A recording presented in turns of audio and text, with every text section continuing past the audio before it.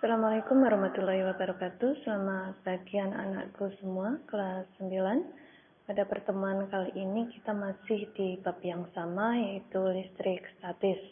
Untuk pembahasan yang kita bahas ada dua, yaitu medan listrik dan potensial listrik. Langsung saja yang pertama yaitu medan listrik. Medan listrik adalah ruangan di sekitar benda bermuatan listrik yang masih mendapat pengaruh gaya listrik.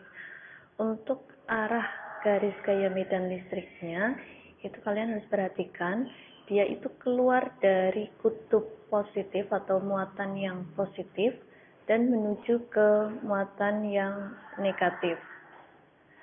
Di sini saya contohkan. Misalkan ada dua muatan positif dan muatan negatif. Nanti di sini keluar dari positif menuju ke negatif. Jadi nanti arah garis medan listriknya itu seperti ini.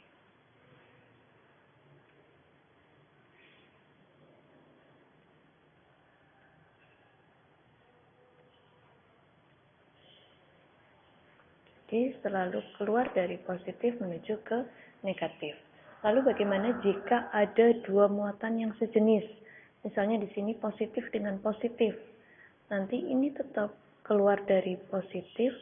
Karena ini sama, maka ini tidak mau berdekatan. Jadi nanti kalau ada dua muatan yang sejenis, dia akan tolak menolak.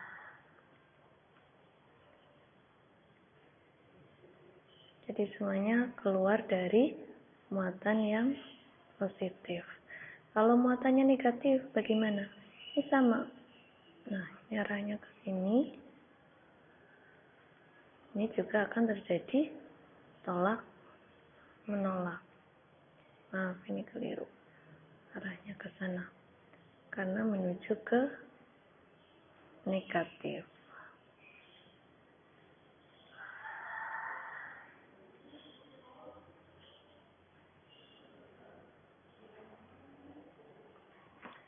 Hitung ya. Untuk besarnya kuat medan listrik nanti dipengaruhi oleh yang pertama gaya tarik-menarik atau gaya tolak atau gaya kolom yang kemarin sudah kita pelajari. Besarnya E atau kuat medan listrik adalah gaya kolom dibagi muatan yang mempengaruhinya. Atau E juga bisa konstanta kolom kemarin dikalikan muatan yang mempengaruhi medan listrik tersebut dan dibagi jaraknya. Langsung saja untuk contohnya. Di sini untuk contoh soal diketahui sebuah muatan listrik dengan nilai 8 mikrokolom. Kemarin untuk tugas yang pertama ada yang tanya, mikro itu apa? Mikro itu adalah 10 pangkat min 6. Jadi 8 mikrokolom berada pada daerah medan listrik. Jarak antara muatan dan pusat medan listrik adalah 3 cm. Jika konstanta dielektrik atau konstanta kolom sebesar 9 kali 10 pangkat 9 Newton meter kuadrat per kolom kuadrat, berapakah besar kuat medan listrik tersebut? Dari soal ini diketahui yang pertama, ini diketahui ada sebuah muatan Q 8 mikrokolom. Berarti langsung saja sama dengan 8 kali 10 pangkat min 6 kolom. Jika jarak antar muatan berarti R itu 3 cm, berarti kemarin sama dengan 0,03 meter atau 3 kali 10 pangkat min 2 meter. Jika konstantanya 9 kali 10 pangkat 9 Newton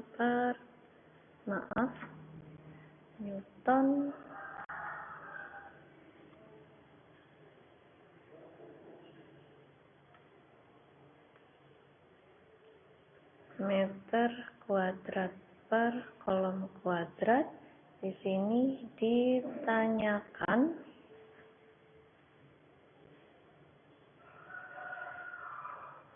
berapa besarnya E.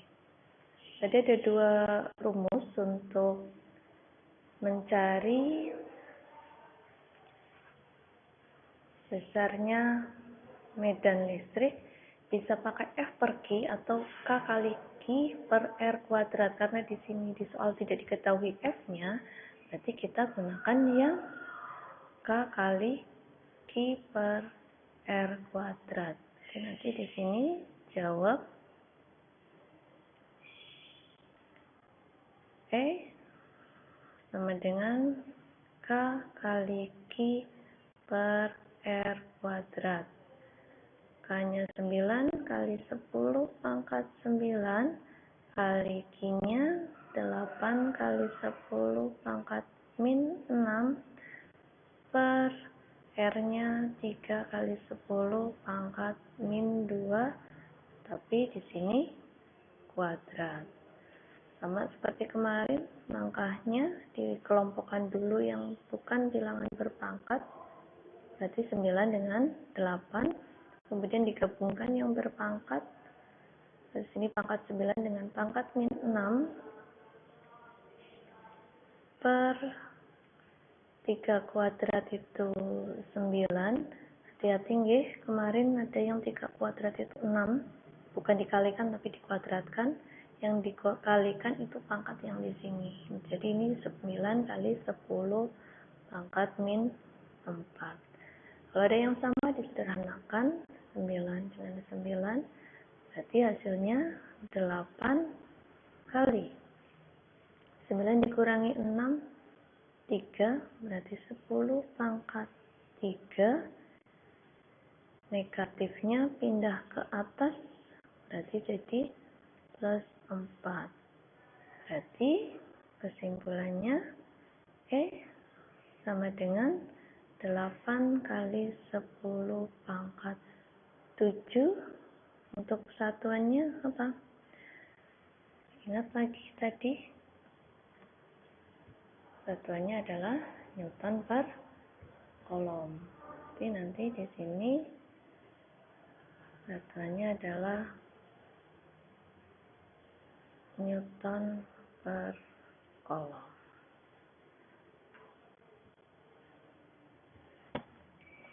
Saya beri satu contoh soal lagi. Di sini perhatikan gambar. Di sini ada muatan A sebesar 4 mikrokolom berjarak 2 cm dari titik P. Pertanyaannya, berapa kuat medan listrik di titik P? Ini sama dengan yang tadi. Berarti diketahui ada Q besarnya 4 mikrokolom. Berarti 4 kali 10 pangkat min 6 kolom. Kemudian R 2 cm. Langsung saja nih. Berarti ini 2 kali 10 pangkat min 2 meter. Kemudian ditanyakan berapa E-nya. Jawab E sama dengan K kali Q per R kuadrat. K-nya berapa? Di soal tidak diketahui, Bu. Meskipun tidak diketahui, kamu harus ingat bahwa K itu 9 kali 10 pangkat 9. Q-nya 4 kali 10 pangkat min 6 per R-nya 2 kali 10 pangkat min 2, tapi kuadrat. Lanjut, dikelompokkan 9 kali 4, ya. 10 pangkat 9 dikurangi 6 per 2 kuadrat, 4. 10 pangkat min 2 kuadrat, 10 pangkat min 4. Sederhanakan, berarti nanti hasilnya 9 kali 10 pangkat 9 dikurangi 6, 3 min 4, pindah ke atas, jadinya plus 4. Jadinya 9, ini E, 9 kali 10 pangkat 7. Newton per kolom. Ini besarnya E. Demikian 2 contoh kayaknya cukup. Kita lanjut ke materi yang berikutnya. Materi berikutnya yaitu beda potensial dan energi listrik. Untuk muatan listrik itu dapat berpindah disebabkan karena adanya beda potensial listrik. Sebelum kita membahas tentang berapa besarnya beda potensial listrik, akan saya bahas dulu arah aliran elektron dan arah aliran arus listrik. Untuk arah aliran elektron itu berasal dari potensial rendah ke potensial tinggi. Tapi untuk arah aliran arus listrik itu berasal dari potensial tinggi ke potensial rendah. Jadi kebalikannya. Kamu ingat saja untuk arah arus air. Air itu kan mengalir dari tinggi ke rendah. Begitu juga untuk arah aliran arus listrik. Tapi untuk aliran elektron itu kebalikannya. Misalnya di sini saya sudah punya 2 muatan A dan B. Potensialnya di sini dilihat A itu muatannya plus 4, B itu plus 3. Jadi kamu ingat di sini untuk A itu plus 4, B itu plus 3. 4 dengan 3 besar mana? Besar 4. Berarti di sini potensialnya lebih tinggi A daripada B. Berarti untuk arah aliran elektronnya dari rendah ke tinggi, atau kita ingat arusnya aja dulu. Arus dari tinggi ke rendah. Berarti arah arus listrik nanti kita simbolkan I. Ini arah arusnya dari A ke B. Sedangkan untuk arah aliran elektronnya kebalikannya. Elektronnya berarti dari B ke A. Sekarang kita lihat yang C dan D.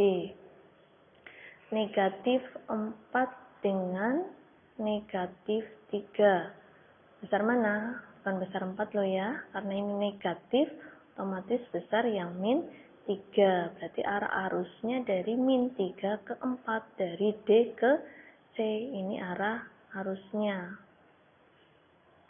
Ini arah arusnya. Bagaimana dengan arah elektronnya? Arah elektronnya kebalikannya. Berarti dari C ke D. Ini arah elektron. Satu lagi contoh dari E ke F. Di sini plus 3 dengan min 3. Otomatis besar yang mana? Besar yang plus 3. Berarti arah arusnya dari sini.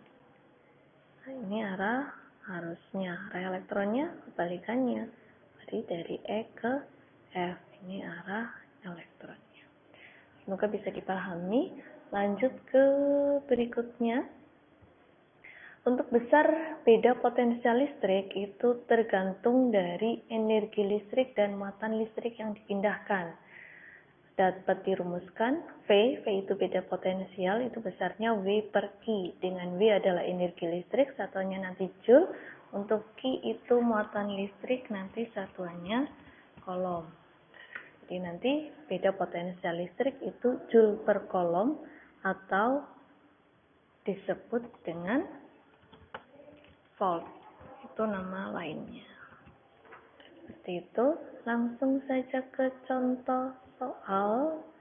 Di sini ada soal yang pertama, berapakah beda potensial kutub-kutub baterai dalam sebuah rangkaian jika baterai tersebut membutuhkan energi sebesar 60 Joule untuk memindahkan muatan sebesar 20 kolom. Berarti dari soal ini diketahui energi, berarti diketahui ada W sebesar 60 Joule, memindahkan muatan berarti Q yaitu 20 kolom. Ditanyakan berapa beda potensialnya, berapa V-nya. Boleh ditulis V, boleh tulis delta V. Untuk jawaban Berarti nanti V sama dengan W per Q. Kita masukkan V-nya 60 per 20. Berarti V-nya sama dengan 60 bagi 20 dapat 3. 3 apa? 3 volt. Mudah kan, nggih? Lanjut. Contoh soal yang berikutnya. Beda potensial 2 titik pada kawat penghantar sebesar 9 volt. Berapakah energi listrik yang digunakan untuk memindahkan muatan 2 kolom di antara 2 titik tersebut? Jadi ini kebalikannya, yang diketahui adalah V-nya yaitu 9 volt. Kemudian muatannya Q-nya itu 30 kolom. Ditanyakan berapa W-nya. Untuk jawabannya masih sama rumusnya, kita gunakan P sama dengan W per Q. Boleh Q kecil, boleh Q besar nih. Tadi pakai Q besar ya, sekarang pakai Q besar saja. V-nya 9 sama dengan W ditanyakan per 30. Bagaimana cara mencari W? Ini dialihkan. Berarti nanti W sama dengan 9 kali 30. W sama dengan 9 kali 3, 2. 2, 7. Apa satuannya? Satuannya Joule. Atau kalau kamu mau singkat ya pakai huruf J besar saja. Demikian, ini untuk pertemuan kali ini materinya cukup singkat, hanya sampai itu saja. Berarti untuk bab keempat kita sudah selesai membahas. Semoga bermanfaat bagi kalian. Terima kasih. Untuk pertemuan yang akan datang atau minggu depan berarti kita ulangan bab keempat, soalnya dalam bentuk pilihan ganda dalam bentuk Google Form. Selamat belajar. Semoga kesehatan selalu bersama kita semua. Wassalamualaikum warahmatullahi wabarakatuh.